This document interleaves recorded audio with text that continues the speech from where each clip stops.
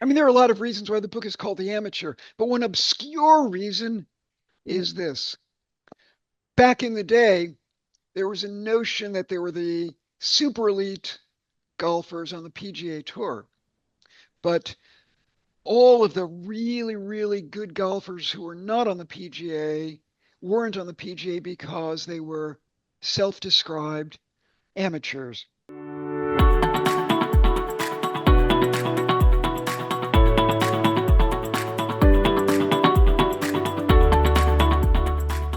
Welcome to our latest episode of Book Reporter Talks to. Our guest today is Chris Bohjalian, and we are going to be talking about his latest novel, The Amateur, which is a Book Reporter Bets On selection. I tore through this book, and that word tore definitely will come up in our conversation. We're recording this interview before our Book Reporter review is available, so I'm going to share some early praise and reviews, and boy, are they stellar. The Amateur was selected by the New York Times Book Review as one of the novels everyone will be talking about in 2026. And it was chosen by Oprah's Book Club as one of 6 stories that'll set the tone for the summer. Yep, you've got it. In a Publishers Weekly starred review, they said, styled as an unflinchingly candid memoir written by Mira decades after the fact, the Bohjalian's latest dazzles as it devastates. Plentiful foreshadowing ramps up tension and keeps the momentum high while Mira turns over weighty subjects, sexual abuse, post traumatic stress, familial dysfunction with grace and wry humor. It's a masterpiece. And Kirkus, who barely likes anything, I'm going to say, in a starred review said, irresistible, a marvelous 11th hour twist and a satisfying Newman lie ahead. It's hard to think of any reason not to call this a perfect novel, a hole in one. Love that. With that, welcome, Chris. I can't believe we haven't been in conversation before, but I'm so glad we're doing it now. Hi, Carol. It's great to speak. So, with that, tell us about The Amateur. I wrote The Amateur in an alchemic frenzy in the summer of 2024, 90 days, and no one knew what I was writing. First time in my life, not my lovely bride, not our amazing daughter, not my brilliant editor or my agents on 2 coasts, no one. At the end of 90 days, I had a draft. I tucked it into an email. I addressed it to my wife, our daughter, my editor, my agents, and the subject line said, How I Spent My Summer Vacation, and I pressed send. And the reason why I told no one what I was writing is because it felt like madness. Mhm. It is an autobiographic novel, or perhaps a novel awash, an autobiography in which I would be both the instrument of death, a novelist known best for books about alcoholic flight attendants and midwives on trial for manslaughter, and the caddy she accidentally kills one August day. I pressed send on that email at 9 a.m. on a Monday morning, and within 36 hours, I'd heard from everyone Oh. on the chain who said some version of, wow, kind of like your new process. Just surprise us. I love it. I love it. I could just imagine opening this up and just from the start, you're riveted to the reading. I mean, I read this quickly. I will share that because I couldn't put it down. And I was like, what is going to happen? Okay, so first of all, I know you like to bike. Okay, I know you're a big biker. You get up in the morning, walk the dog, go biking. My first question is, are you a golfer or were you ever a golfer? I am not a golfer. I was never a golfer. I was, however, a spectacular golf caddy. I Uh-huh. caddied summers in high school and after high school, and it was a great job. I loved it. I loved it because I was richer than I ever expected to be. You'd make $40 to $50 a day, which was huge money to me when I was in high school. I was buffed, I was tan, and between my morning and afternoon loops being the caddy term for carrying bags around a golf course, I would read. I would read great books for an hour and 90 minutes over lunchtime in the shade of the pergola, and it was terrific. But it was my second summer I really began to understand the way golf displays the class divide in America better than a lot of things, to Hmm. wit. Hmm. I was Kenny Foster, not simply the caddy who dies in the novel, but the caddy who begins to become dimly aware, along with Mira Winston, the golfer his age who accidentally kills him, of the way golf marks the class divide in America. Mm-hmm. I could never have been a member of that country club. My parents could never have afforded Mm-hmm. it, not the family membership, not a kid membership for me, if such a thing existed. Mm-hmm. My classmates didn't caddy. I caddied. I was caddying for my classmates' parents. Mm-hmm. And that's, yeah, that's, it's a feeling. It really is. My husband is an avid golfer. He loves to play. I'm not. I have no idea what the difference is between a birdie, an eagle, or anything, unless we're talking birds. Like I have no idea. In fact, I was hoping this book would teach me about golf, like tennis, with Taylor Jenkins Reid. She taught me about tennis.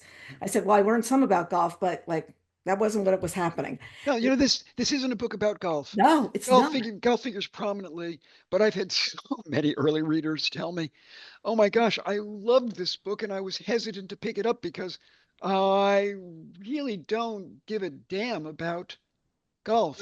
And I usually say to them, "Yeah, I don't either." It's interesting because my husband only plays public courses. We have never joined a club. I never wanted the scene. He didn't want the scene. We have friends who belong to clubs. It's fine.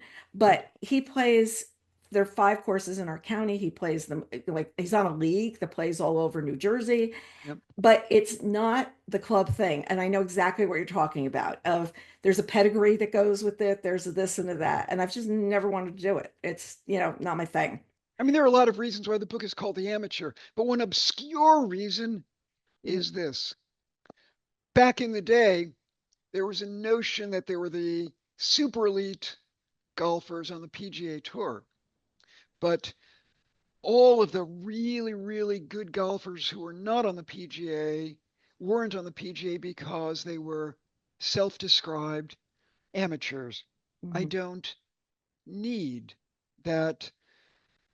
I don't need to be viewed as a professional, as if you were paid to play golf was a sign that you weren't really of blue blood. Interesting. Very, very interesting. So the setting's 1978. What made you choose that timing for the book? At this stage in my life, I seem to be writing more and more about myself. And the fact is, it was the late 1970s when I was a caddy. Plus, Hmm. it's sort of an interesting era to explore, not merely because of the class divide in America, but more importantly for this book, because of the place of women, Hmm. especially female athletes. Mira Winston, my narrator, when she's 18, is a ferocious competitor. She's not merely a good golfer, she's a great golfer. As a teenage girl, she is destroying the men at her club, even the really good men with the low handicaps.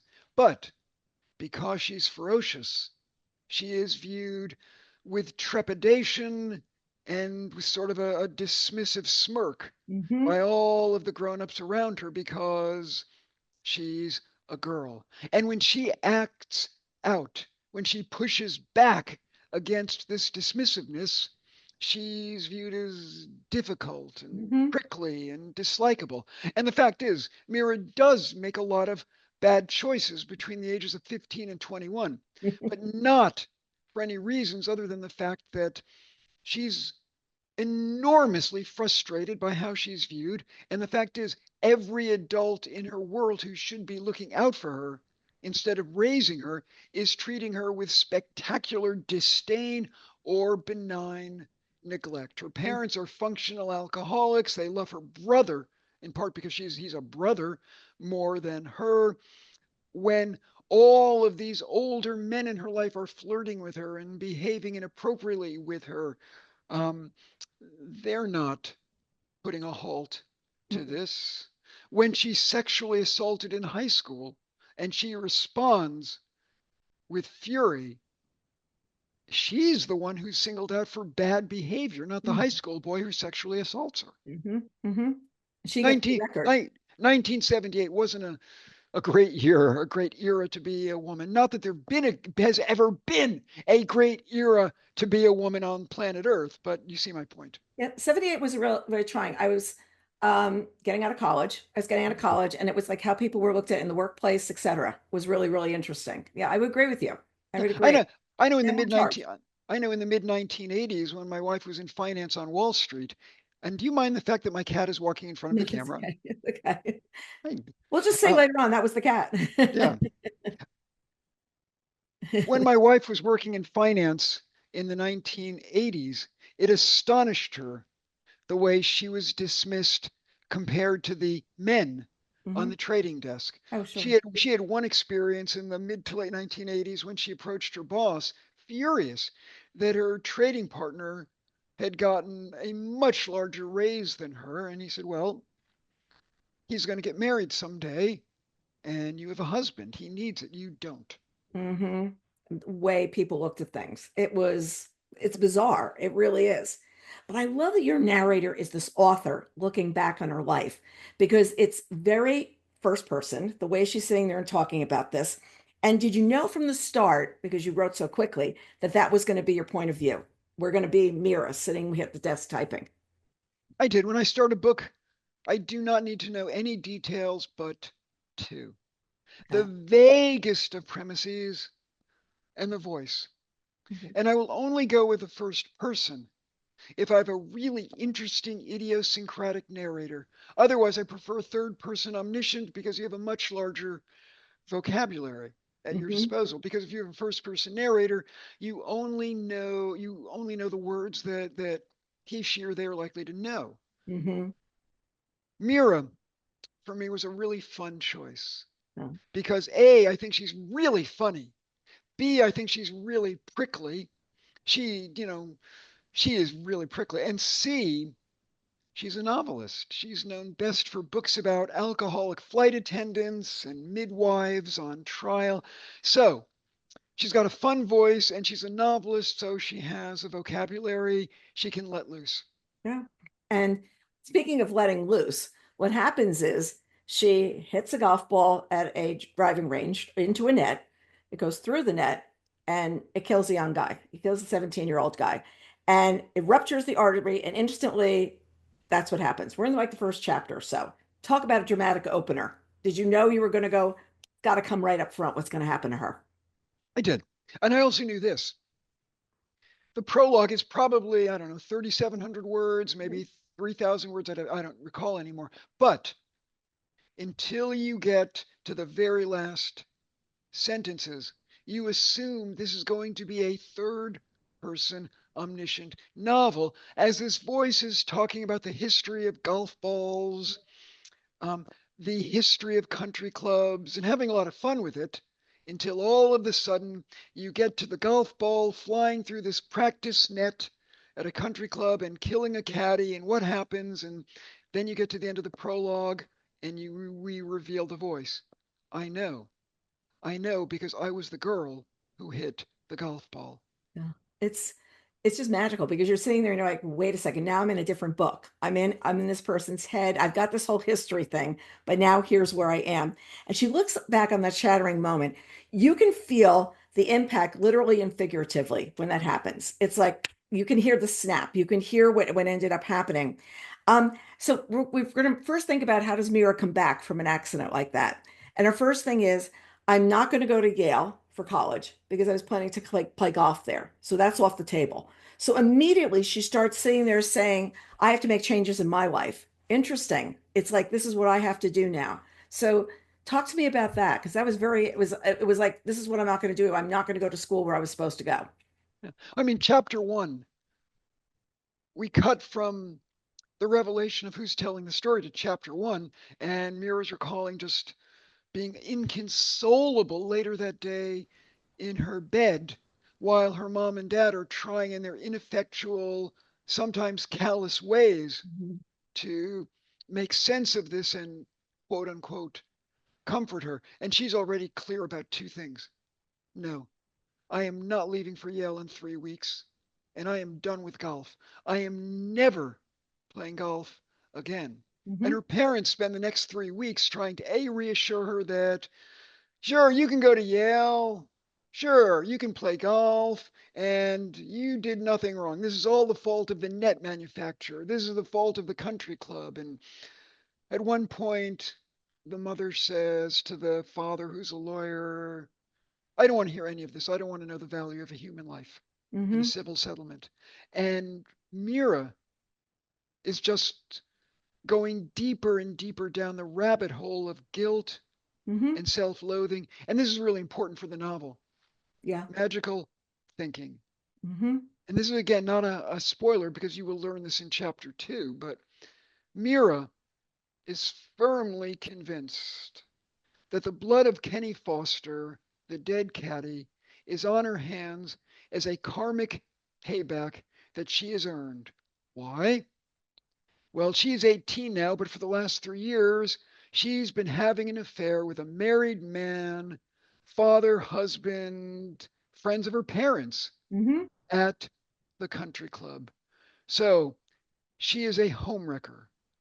And it is the fact she is a homewrecker that in her punishment is the death of Kenny Foster and having to live with that for as long as she lives.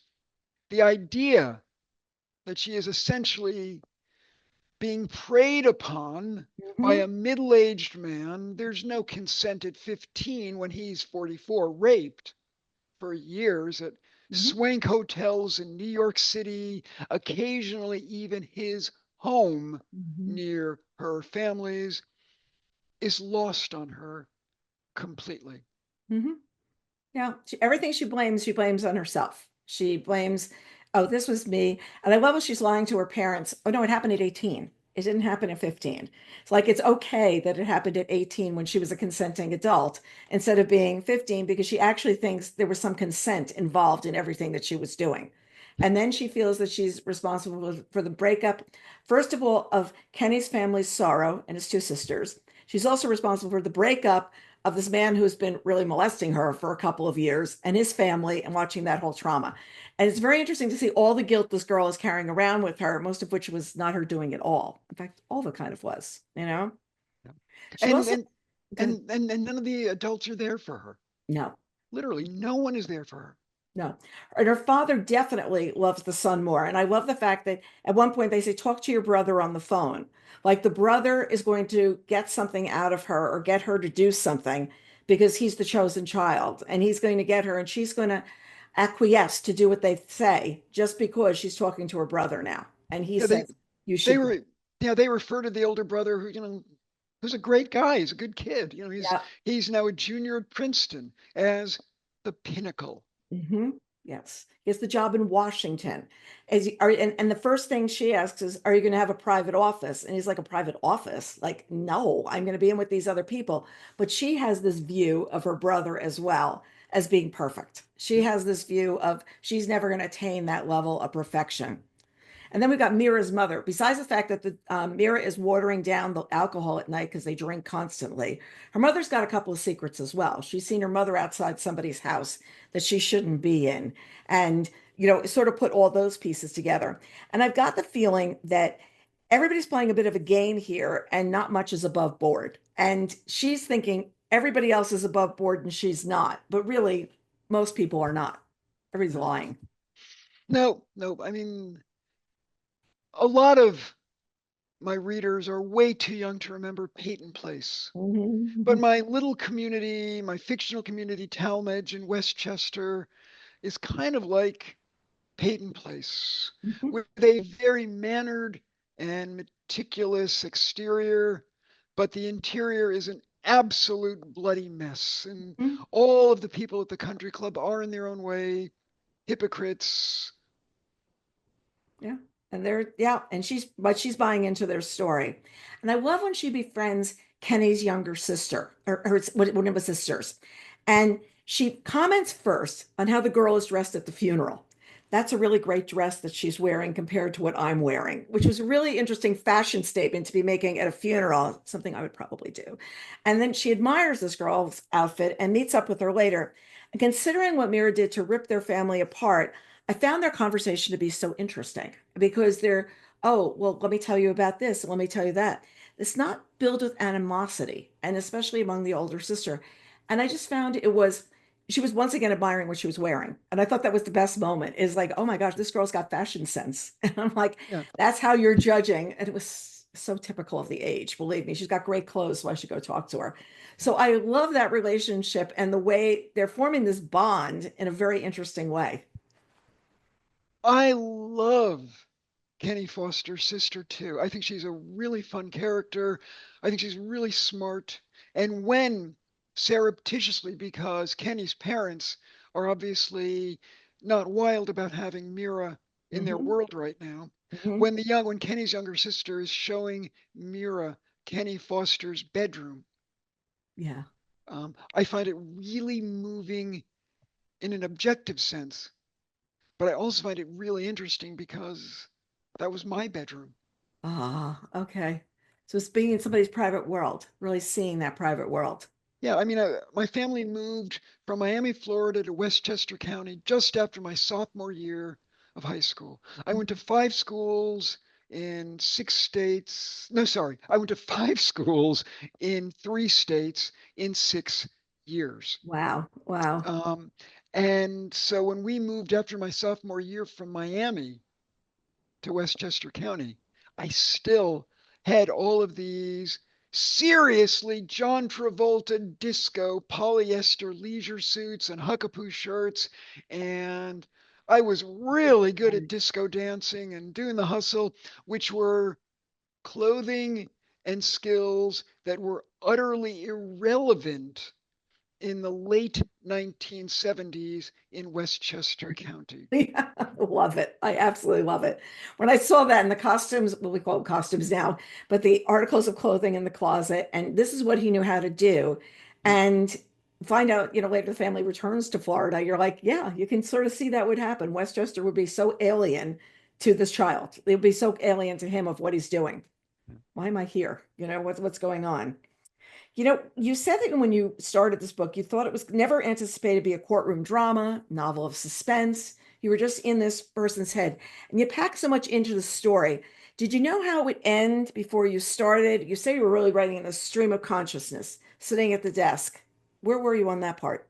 I did know how it would end, Okay. but I did not know there was going to be a courtroom drama, and I did not know how much of it would be what we call a novel of suspense. Hmm. I went into it knowing only two things. A deeply damaged older novelist is finally going to cut loose and reveal to the world the truth of what happened in the death of Kenny Foster. I didn't know precisely how we would get there, but I knew she would had spent a much of her life riven by guilt, and guilt that she's finally beginning to understand isn't hers. Hmm. Hmm.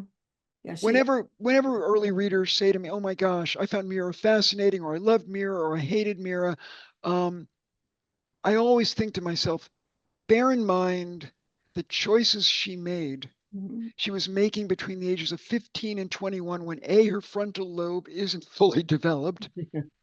B, if a boy had done those things, people wouldn't be so concerned or judgmental. I mean, half the things that Mira does in this novel, acting out, are things that I did as a boy or a teenager, and I was the friggin' life of the party.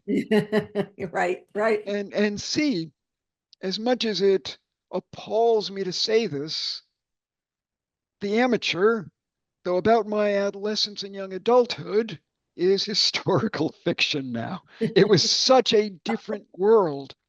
Now, remember when Chris and Hannah said the women is historical fiction, and she's like, "Oh my gosh, when it happens in your lifetime, you really feel old. You really feel old when somebody says that." Oh, it's so true. Oh my gosh, it's true. You just sit back and you're like, "Wait a second, was that long ago? Let me do some math here." You have great titles for the chapters. You have really great things that they're witty, they're sharp, they bring you in. Did you write them as we went along, or did you go back and fill those in after you did some reading back reading? Both, Over. both. Some chapters I knew the title when I began it, Some chapters, because I wasn't sure what was going to happen in that chapter, I did not have a title.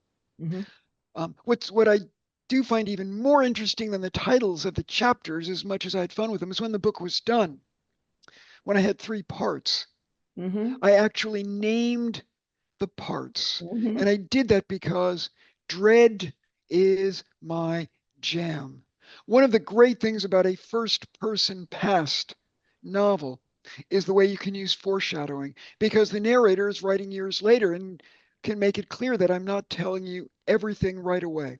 I'm foreshadowing some things and creating that dread that certainly keeps me turning the pages. So when I realized I had three parts, three acts to the novel, I named them so you can see the dread from the very beginning. Part one, there won't be a trial. There will never be a trial.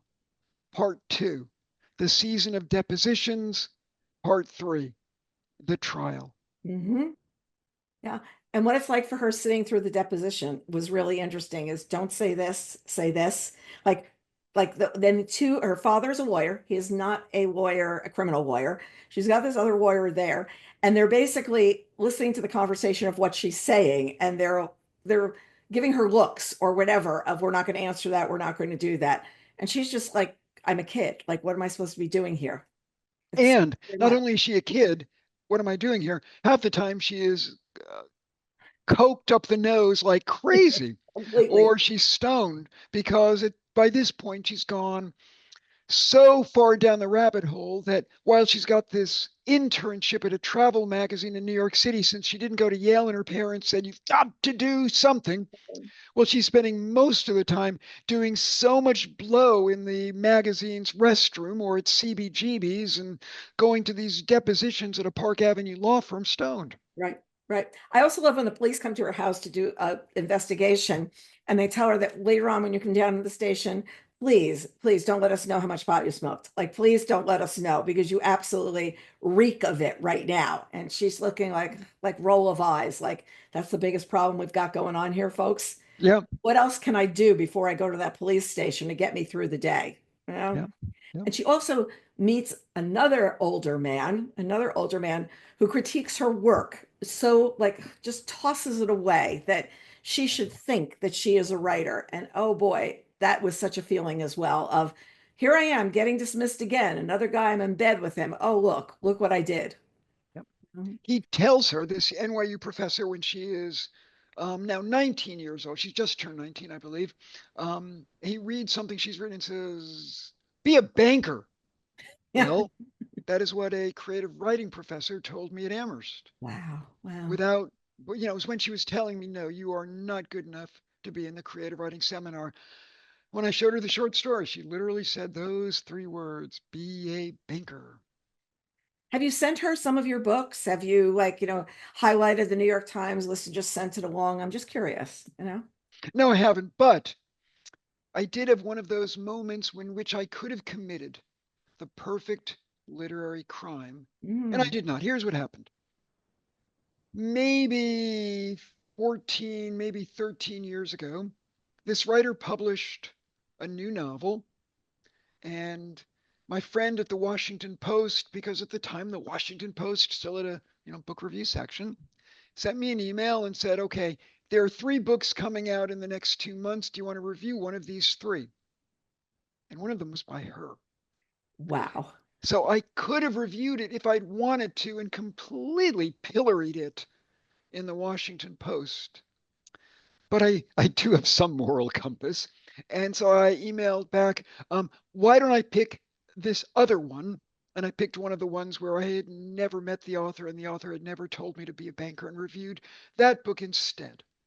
Much better, much It is smarter. it is much better. It is the morally right thing to do. But I do think it's really funny that the way karma rolls around and gave me this weird chance, if I wanted to commit the perfect literary crime. Because I'm sure this writer didn't remember me then, that, once upon a time this writer had said be a banker really Right, right. dismissively. Once upon a time, go do that. Once upon a time. I interviewed Jenny Jackson a couple of weeks ago about the shampoo effect.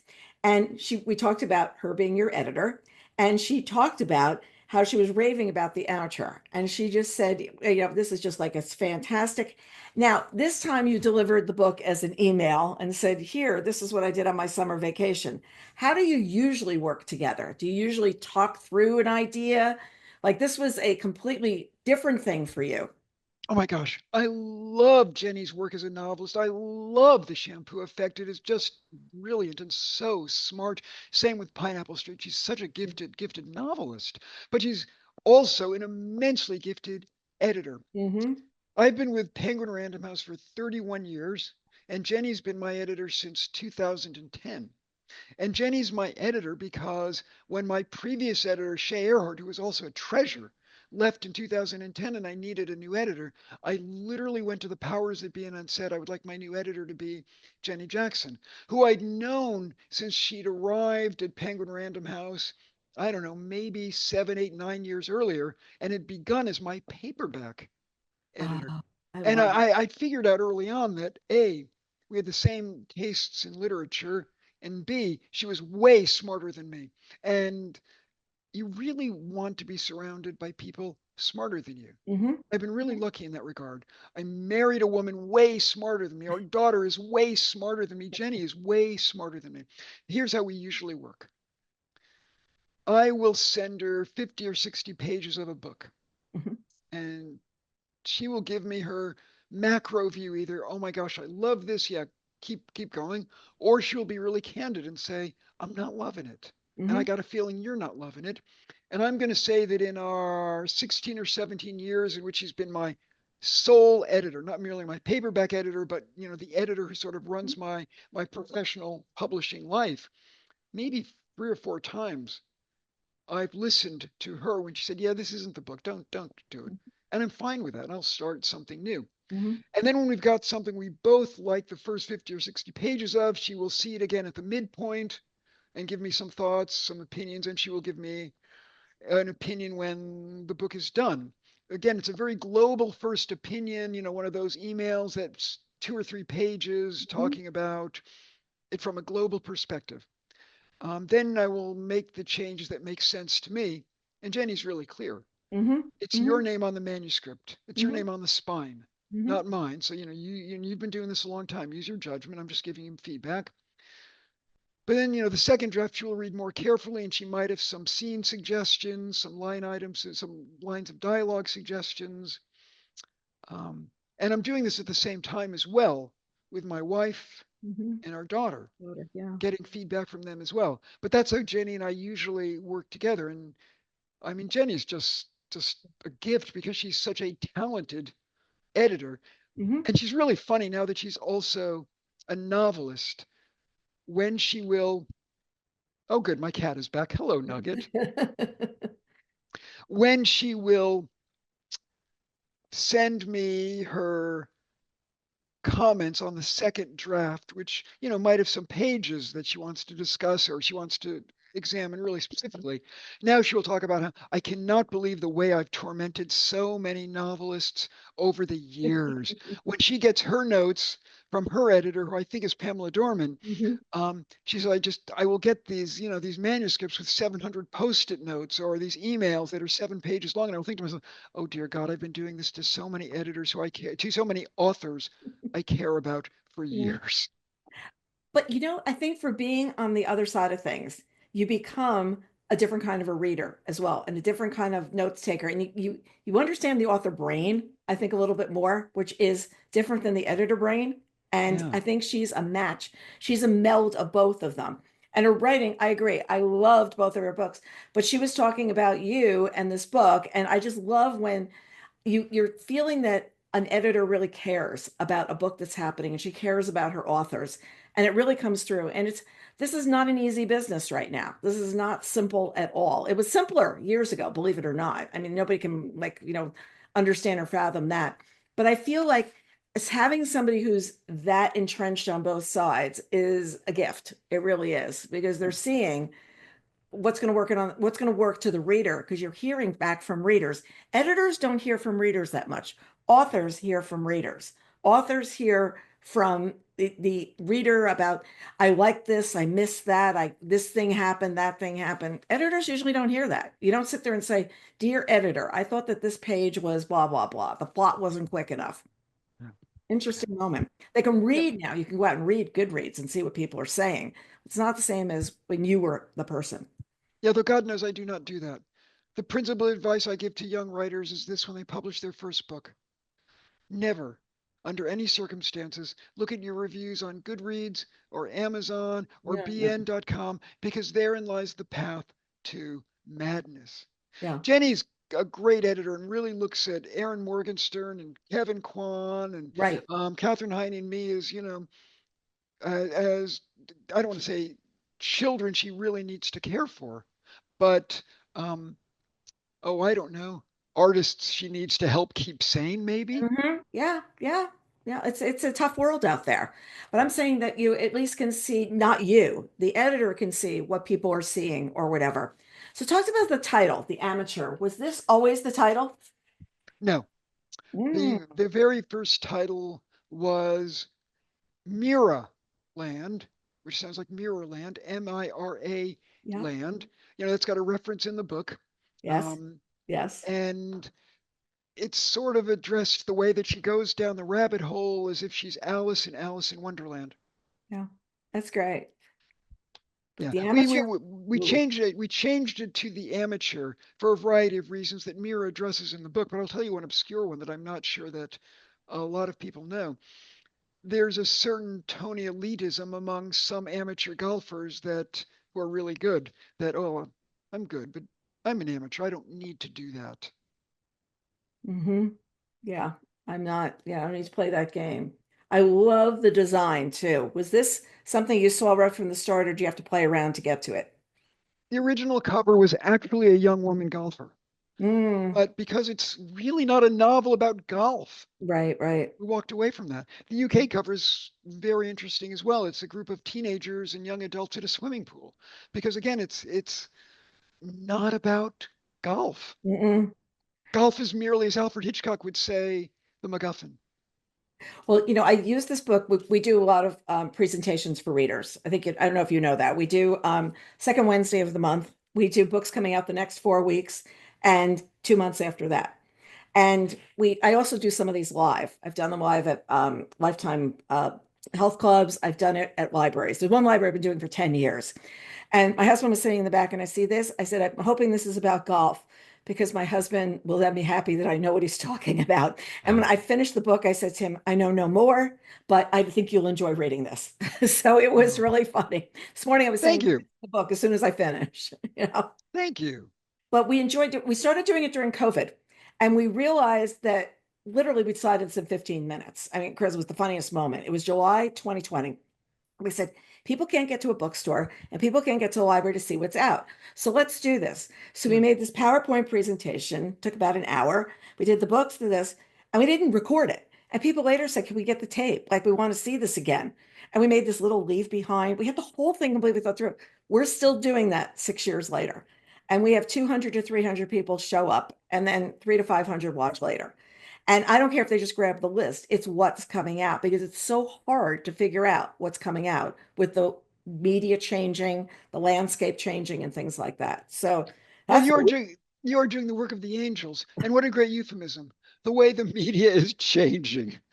I mean, my goodness gracious. In some ways, the book review media has been winnowed down to a tiny, tiny. tiny number of outlets. And in terms of the mainstream media, good Lord, a significant portion of it is now kind of like Investia and Pravda in the old days of the USSR, state run media. Hmm. Well, we've also got the Times book review had 4 pages with definitions of what romance was 2 weeks ago. And I just sat there going, I've never thought I'd see that in the center section of the New York Times book review. So it's But just God, but interesting. God bless them for doing it. Yeah, it's like, yeah, let's sit there and explain this is what's going on. So interesting. So interesting. Okay. The audiobook is narrated by Miora Hardin. And what about her narration works for you? Because I listen to part of the book as well as reading, because then I could get more reading done. Oh my gosh, everything about the audiobook works for me. I love Melora Hardin as an actor. And when we were talking about possible narrators, we being me and Penguin Random House Audio, specifically Kelly Mhm. Gilday, who's been producing my audiobooks going all the way back to The Night Strangers in Wow. 2011, Wow. Melora Hardin struck us as the perfect voice. Melora, a lot of viewers and listeners will recall, was Jan in The Office, Michael Scott's lover for many of the episodes in the first 4 seasons. And Melora's voice is great because it's self-assured, it's smart, it can be prickly, it can be comic, it can be judgmental, and she offers us all of that when she's bringing Mira Winston to life. Mm-hmm. She is among my favorite narrators I've ever had for my books. And I'm going to do a shout out to the Penguin Random House team, who's terrific. I mean, when the book gets, put up for us to listen early, it's a godsend because Yeah. then I have much more reading time. I can run deep in the pool and still listen, and Yep. I can, get other things done at the same time. And sometimes it's just like I'm running in the pool. I'm not doing anything that's going to take me away mentally. I just can be able to hear the book. And when the narrator's great and they nail it, and they really nail it on a couple of weeks ago, I asked for an excerpt and I literally sent the email and the excerpt was in the next email. And I was like, that doesn't Yeah. happen most places. They're very, very attentive. So Oh, they're, I love audiobooks because so many books I read are galleys. yes. Um, I love audiobooks because that's what I listen to keep up with what's contemporary, what's brand new. And with my amazing dog Jessie, we're probably in the woods or in meadows or walking for between an hour and 90 minutes a day. Mm-hmm. That's when I listen to audiobooks. Mm-hmm. Yeah. It's like this accompaniment of what's going on. And I can remember where I was listening to so many audiobooks. I was in the pool on that one. Oh, that was in the long car ride. This is like, like what I was doing, blah, blah, blah. Um, I listen. Okay, so has there been film interest? Because I mean, we all know the flight attendant, and I could just see this having so many interesting angles. Or is we too soon, Carol? Too soon. No, we actually went out. My agents went out with it for a film last week, and we're starting to get interest right now. Fantastic, fantastic. I mean, I would really want to see this.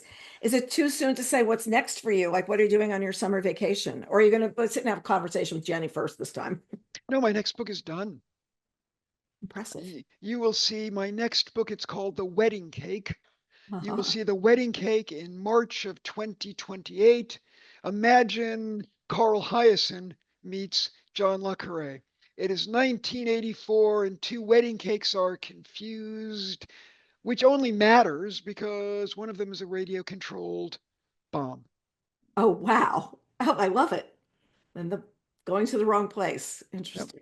When we got married, they told us that no one eats the wedding cake. We're going to do a fake wedding cake, like one layer. This is the funniest thing. The rest of it's going to be cardboard, and everybody's going to get like some dessert that you pick. I was like, that's brilliant because Oh, most that's of the brilliant. times it's got too much frosting on it or whatever, Yeah. Yep.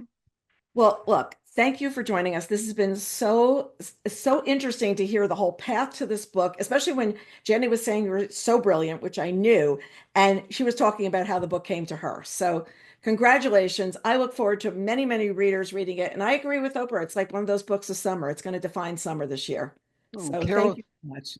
Oh, Carol, I thank you so much. And Nugget, my little buddy, thanks you so much for being Nugget is my cat. Thank you for being so patient with Nugget. Jessie's sound asleep in the bed beside me, but she thanks you too. Carol, you're amazing. Book reporter is amazing, and I bow before you in gratitude. Oh, thank you so much. And I wish you much luck. And to everybody else, we will see you next time on Book Reporter Talks To. Thanks, Carol.